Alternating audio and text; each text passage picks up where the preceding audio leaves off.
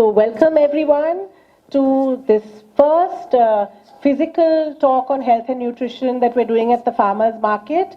From the time that we launched in October 2021, we did a whole lot of online talks because the idea was that we spread awareness and we share knowledge that all these amazing people who are connected with Lucknow Farmers Market and our whole ideology to actually conserve and preserve our environment and be more eco-friendly and sustainable practices.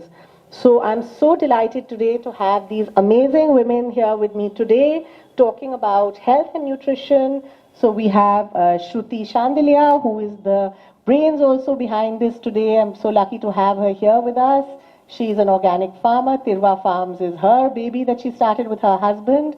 Luna Jaiswal, who we all know in Lucknow, a well-known dietitian and nutritionist, and Neeta Behrani, who we are fortunate to be associated with since we started Lucknow Farmers Market, and is a real life, she really walks the talk because she is actually showing how with diet and lifestyle change you can live a fully functional life with a chronic disease.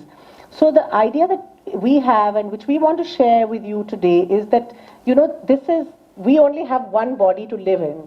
So if we don't take care of it, there's nobody else who can help you.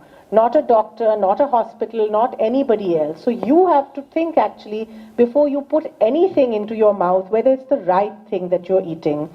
And if we eat the right things, our life expectancy, our general well-being is something that will really drastically be affected.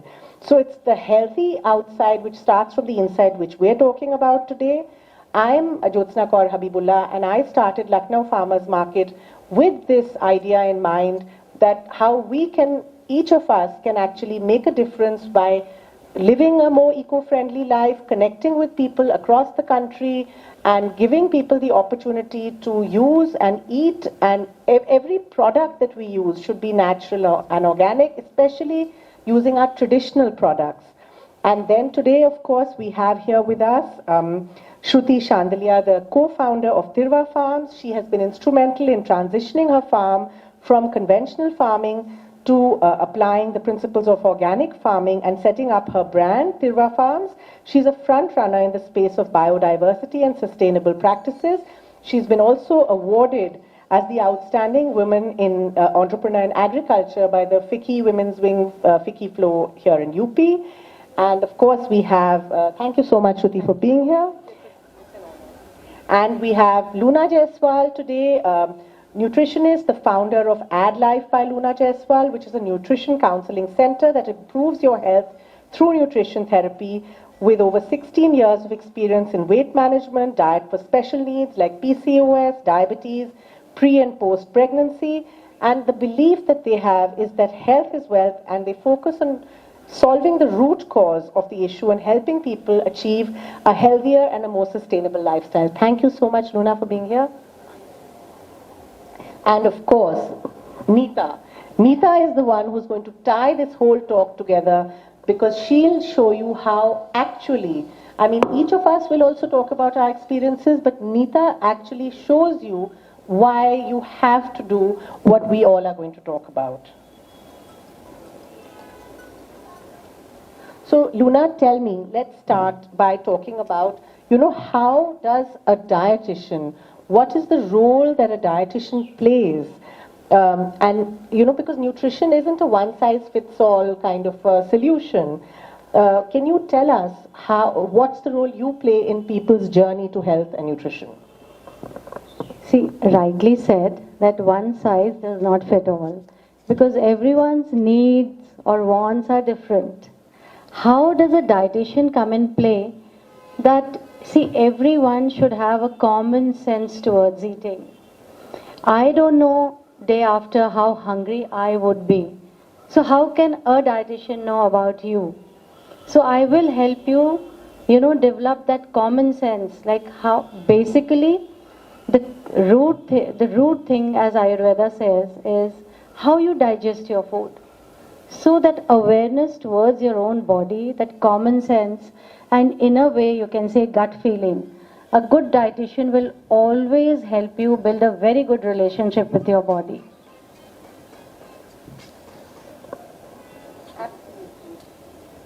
And so, are all fats bad? I mean, how do you explain to people about which fats they should eat and not eat? Fats are not at all bad. There is something called balance. Fat भी चाहिए, carbohydrate भी चाहिए, protein भी चाहिए. Well, everything is not carbohydrate, protein or fat. If you say mango, तो आप उसको ऐसे डिवाइड नहीं कर सकते ना कि वो कार्बोहाइड्रेट है, फैट है. Mango is mango and it is to be eaten. Whether it's a pastry, it is to be eaten. So good fats are good. So what is good fat, you can say? ऐसा fat जो कई बार जल गया हो, और ऐसा fat जो हम ट्रेडिशनली पहले नहीं खाते थे और जो बहुत डिस्टेंस से चल कर आपके पास आया हो, is not good. When we talk about fat, we look at the ratio of omega-3 and omega-6. Because omega-3 is a very good fat and omega-6 is good, but it is inflammatory. And these are essential. When I say essential, मतलब body नहीं बनाती, ऊपर से देना पड़ता है. So इनका ratio अच्छा होना चाहिए.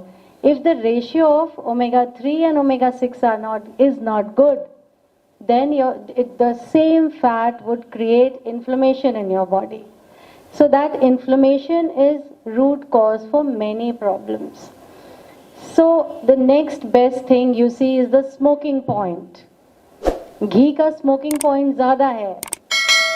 सरसों का तेल, सरसों के तेल का भी अच्छा है, आप उस पर तलिए. ऑलिव ऑयल में आप इंडियन खाना कैसे बना सकते हैं? Can anybody explain? Because the smoking point is low. That doesn't mean कि एकदम से आप उसको, ऑफ कोर्स मेडिटेरेनियन कुकिंग, सॉटेइंग में चलता है. So, and the third thing what we see is the oxidation of the oil. So, इन तीनों criteria को अगर हम देखते हैं तो घी, सरसों का तेल and extra virgin olive oil comes up to best for your body. So, if you use this, it is very good for your body. What are bad fats? Bad fats वो हैं जो आप बार बार एक जलाते हैं, जो रिफाइंड हैं, processed हैं, वनस्पति जो लिक्विड ऑयल्स को हाइड्रोजनेशन के थ्रू वनस्पति बना देते हैं. You know, those hydrogenated oils are extremely bad. वो तो बिल्कुल बैन हो जाने चाहिए. But yes, the refined oil should be put in use very very less, very less. What you can, so in a nutshell what you can use is जो आपके reason में होता है.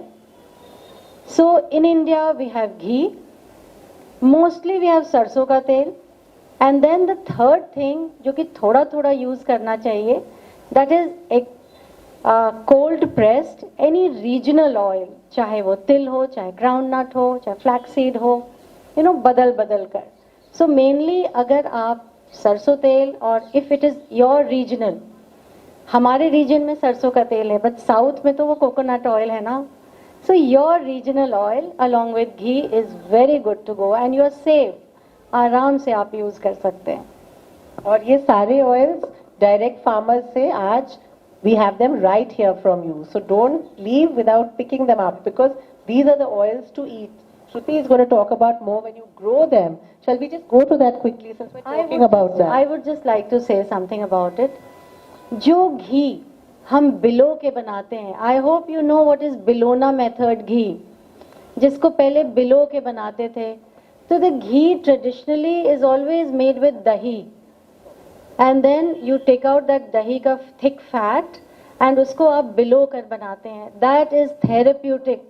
वो आप लीजिए, आपको cancer, let's say cancer and cholesterol, diabetes नहीं होगा. So A2 cow's ghee is the next best choice. So I think Shruti would like to talk about that. Yes. So as an organic farmer, I think Shruti will give us a little bit of insight on this. So traditionally we used to grow mustard seeds and we used to do our own oil processing for that. But when I moved to Lucknow, I stopped. I didn't want to eat that. I told my mother-in-law that till it's not organically produced, I will not eat it. And they used to find it very strange. So we transitioned that farm from conventional farming practices to organic farming practices. And we try to build the health of the soil, and we try to create the biodiversity which is in the soil, which many of us don't know. And I'll talk about it in detail when I talk about the climate issues. So now though that seed, we don't put it through a machine which has heat. Through heat when the oil is processed, it's really bad because your 60% nutrients, they die in that process. So what we do is we do cold press. We do it through a machine only, but we don't use heat. And that oil, the production is less. I'm not going to deny that. And that's the reason why it's a little expensive than the one you get in the market. We don't use any chemical smell, to enhance the oil. It is absolutely pure, and the benefits are several, as were mentioned right now. So I would encourage you all, whenever you buy any oil, if it's a mustard oil or a sesame oil or a coconut oil, it has to be cold press oil. एक layman term में कच्ची घानी. सो कच्ची घानी you will relate मोर. बचपन में आपने सुना होगा कोल्हू प्रोसेस या कच्ची घानी का तेल. So here, just oils we can talk about for, I think, an hour. So, but let's talk then about the difference between processed and unprocessed foods, and why one should choose one over the other, and the benefits and bad effects. See processed food जैसा आपने बताया refined oil, और natural है कच्ची घानी जो cold pressed. Regional food, you're supporting the economy also. So not only you are supporting the economy of your region, you are saying that I support nutrition, I support the environment, I support, the whole ecosystem we are part of.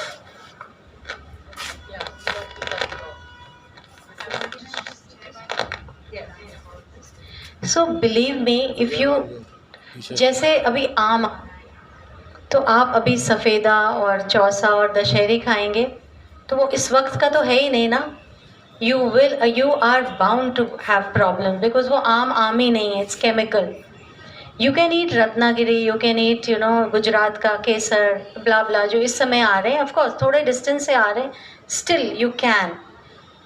Now believe me, if you eat regional things, you will have to take less multivitamins. Why? Because they are gut friendly and they have much more minerals, polyphenols, flavonoids, जो बोल लीजिए, antioxidants, सब उसमें मिल जाएगा. इस वक्त आप लखनऊ में जब दशहरी आता है, आप दशहरी खाइए, you will not need a multivitamin pill. This is what I want to say.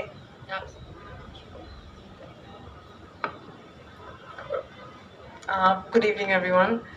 I'm listening to all these wonderful women, and I'm sure you are also getting a lot of information and maybe getting inspiration as well to go earth-friendly.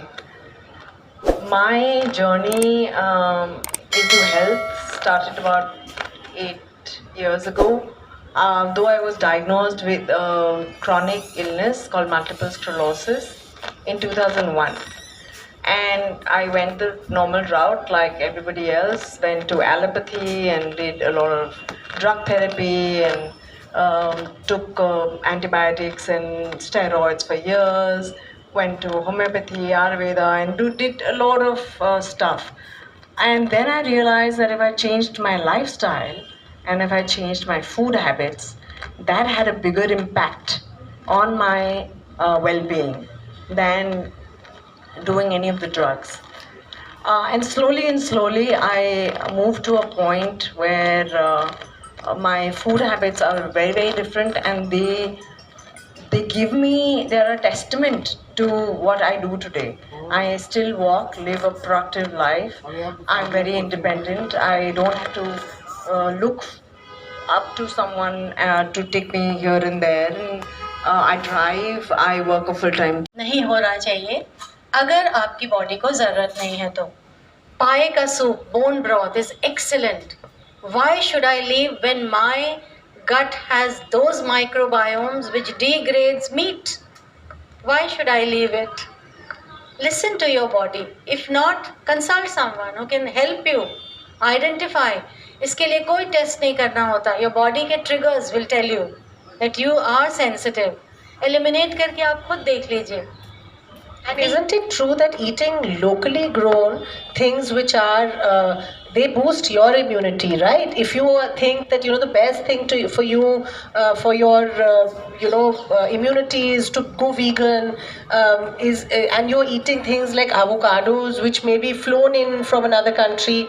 Look at the carbon footprint, though now avocados are being grown here. So what's the role? And of course in India we have less GMO grown seeds and wheat and dals and other products than they have abroad, which is why gluten sensitivity, what Luna's talking about, nut and gluten sensitivity is much less here. But then as we're going towards all these GMO crops and seeds, it is going to include here. So as a farmer, can Shruti shed some light on this, and then Neeta talk about how this after all you need to eat certain things which are wonder foods, but how do you pick the right foods to eat?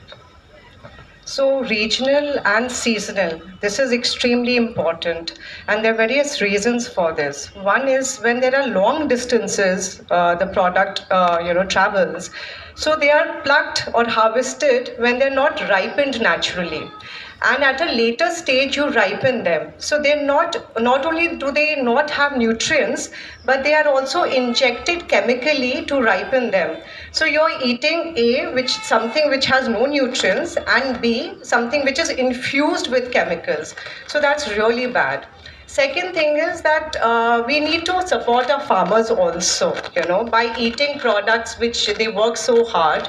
Instead of going to a supermarket and just picking something which is shiny, pretty, lovely looking, but has flown from somewhere else, a significant amount of the money you pay for that product, it actually goes to the global company. Whereas buying regional food, you're supporting the economy also. So not only you are supporting the economy of your region, you are saying that I support nutrition, I support the environment, I support, the whole ecosystem we are part of. They're a testament to what I do today. I still walk, live a productive life. I'm very independent. I don't have to look up to someone to take me here and there. And, I drive, I work a full-time job.